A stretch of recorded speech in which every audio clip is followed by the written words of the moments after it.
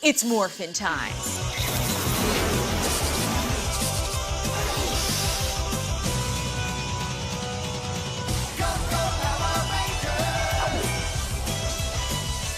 Power Rangers was a gigantic fandom phenomenon in the 1990s. There was just something about a show that took teenagers with attitude, put them in rainbow spandex, gave them supernatural fighting powers and dinosaurs, and unleashed them on a bunch of bad guys in rubber suits that we all loved. When media mogul Haim Saban went to Japan on business and turned on the TV in his hotel room, the only thing playing was Super Sentai. Look familiar?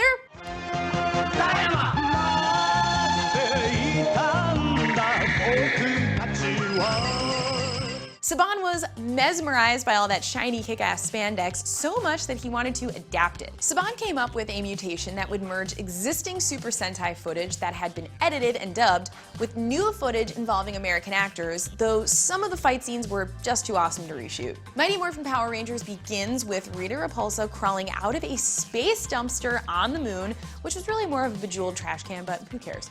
Zordon thought he'd can Rita for the next 10,000 years, but her return convinced him he needed a group of high school kids with attitude. That's mentioned a lot. These high school kids had no idea what they were doing before Rita sent her minions crawling all over the planet. The original 5 chosen by his robot Alpha 5 are Jason Lee Scott, Kimberly Hart, Zach Taylor, Trini Kwan, and Billy Cranston. Green Ranger Tommy Oliver would later join the squad after Rita's curse was lifted from him.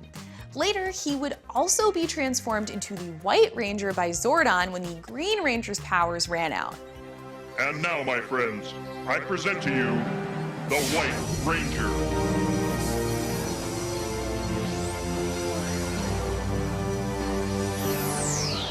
This is an Oscar-worthy moment, I think. The Power Rangers drove Zords, enormous mech vehicles that looked like anything from dinosaurs to mythical creatures, and could combine to form the Megazord when alien kaiju invasions got too intense. Is anyone else getting Voltron and Transformers vibes? No? When Titanus joined the Megazord to form the Ultrazord, it kinda looked like Optimus Prime riding a Brachiosaurus.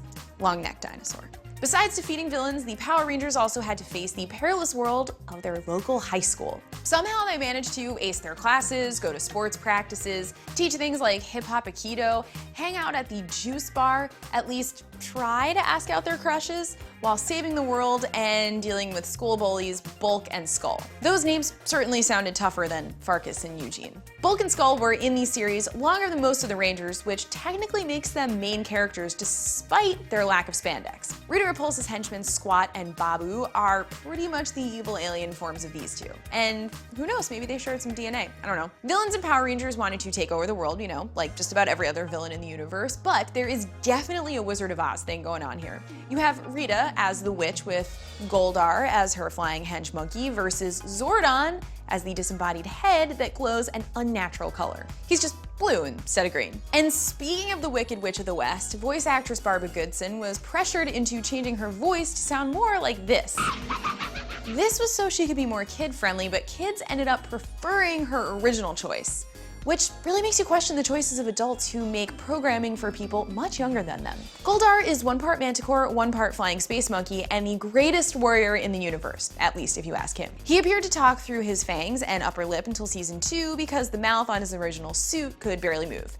He also secretly hates Rita, which becomes obvious when she marries his former master, Lord Zed. Is there any creature present who knows why these two should not be wed? Yes, now that you mention it, I think I'd like to...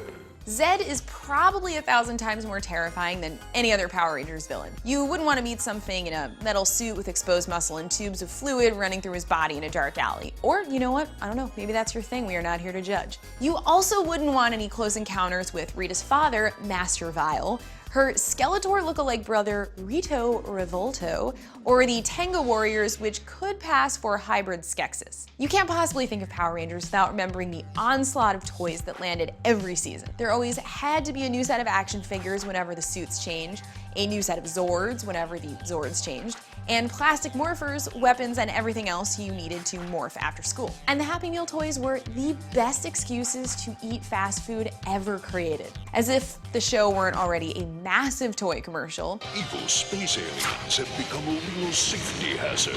Earth's only hope. the Power Rangers. Some of those toys even started it.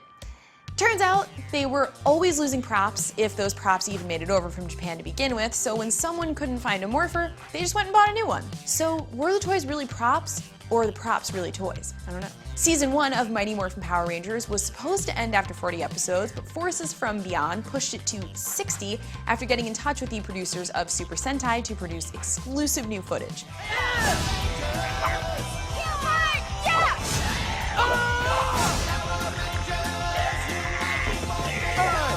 Finish this port!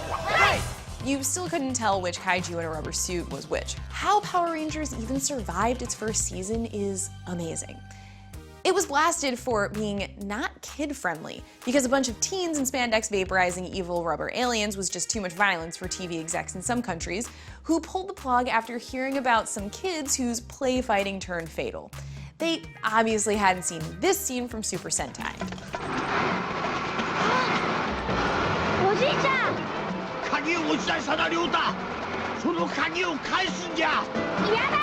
Yes, Power Rangers used footage from Super Sentai and combined it with new American footage to make a whole thing work. But the original Super Sentai was way darker and more violent and somehow involved gnomes. I don't know. Plus, in the original, Rita Repulsa turned into a vengeful sorceress after a T-Rex ate her son.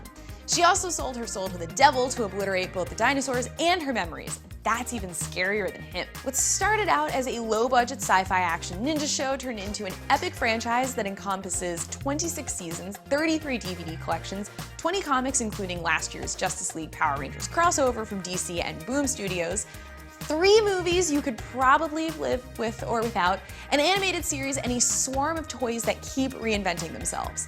Not bad for a show that recycled fights with guys in rubber suits. Were you obsessed with Power Rangers? Are you still obsessed with Power Rangers? Did anyone ever dress up as Rita Repulsa for Halloween instead of the Pink Ranger and she was the coolest girl in class? Let us know in the comments.